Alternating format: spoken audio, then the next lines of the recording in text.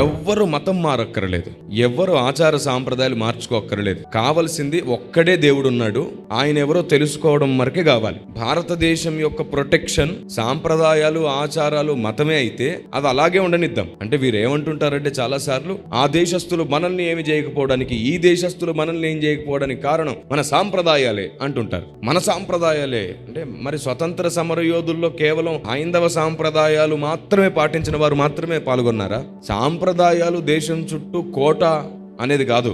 భారతదేశానికి పెద్దలు నేర్పించిన ప్రేమ, మంచితనం, శత్రువుకు కూడా సహాయం చేసే గొప్ప గుణం, భారతదేశంలో విలువలు, మతానికి సంబంధించిన ఆచారాలు, మతానికి సంబంధించిన సాంప్రదాయాలు కాదు, భారతదేశంలో పెద్దలు నాటిన విలువలు దానికి కారణం. అవును, అందుకు నేను మేరా భారత్ మహాన్ అంటాను. సరిగ్గా ఆలోచించి డివైడ్ చేసి చూడండి.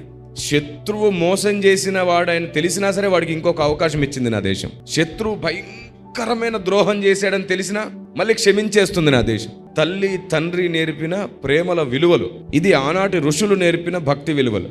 వాస్తవానికి సాంప్రదాయాలు, మతాలు కాదు దేశాన్ని కాపాడింది. అందరూ కలిసి పోరాడి ప్రాణత్యాగాలకు ఒడిగడితే వచ్చిన స్వతంత్రం ఇది. దీన్ని చాలా రాంగ్ ట్రాక్ లో మాట్లాడుతూ ఉంటారు. నేను మళ్ళీ చెప్తున్నాను, అదే కరెక్ట్ అయితే అది మతానికి సంబంధించిన సాంప్రదాయం కాదు, మానవత్వ విలువలకు సంబంధించిన సాంప్రదాయాలు ఉంటేనే దేశం కాపాడబడుతుంది.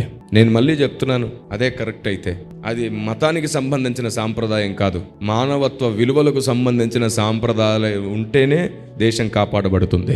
కులం మారక్కర్లేదు, ఆచార సాంప్రదాయాలు మారక్కర్లేదు, దేవుడు ఒక్కడే. ఆ ఒక్కడెవరో తెలుసుకోవడానికి ప్రయాసపడాలి. ఇది నేను 10 సంవత్సరాల నుంచి చెబుతూనే ఉన్నాను.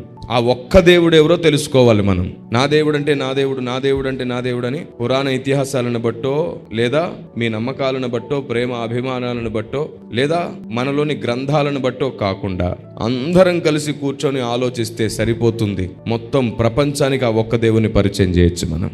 దేవుడు ఒక్కడే. ఆ ఒక్కడిని గుర్తించడానికి మానవుడు తన ఆలోచనకు వేరుగా వచ్చి ఆయన ఆలోచన ఏమిటో తెలుసుకోవడానికి, ఆయన తన స్వభావాన్ని, ఆయన రాకడ గుర్తులను, ఆయన ఈ భూమి మీదకి రావడానికి ముందు లక్షణాలను, అసలు ఆయనకు సంబంధించిన గుర్తులను మొత్తం ప్రపంచమంతటా ముద్ర వేశాడు. ప్రతి మనిషి జాతి మొత్తంలో, ప్రతి దేశంలో ఉన్నాయి. అది పరిశీలిస్తే మనకి ఇన్ని గొడవలు లేవు, ఇన్ని అసహించుకోవడాలు, ఇన్ని రకాలుగా ఇబ్బంది పడ్డాలు, ఒకరినొకరు ఇబ్బంది పెట్టుకోవడాలు లేవు, ఉండవు. కేవలం పరిశీలించండి. ఇప్పుడు కొందరు ఏదో తొందరపడ్డారని అంతా అందరికీ పులిమితే ఎలాగా? ఎప్పుడు అంటాను కదా నేను, కలుపును చూసి పొలమంతా కలుపు అంటే ఎలాగా? కాదు కదా.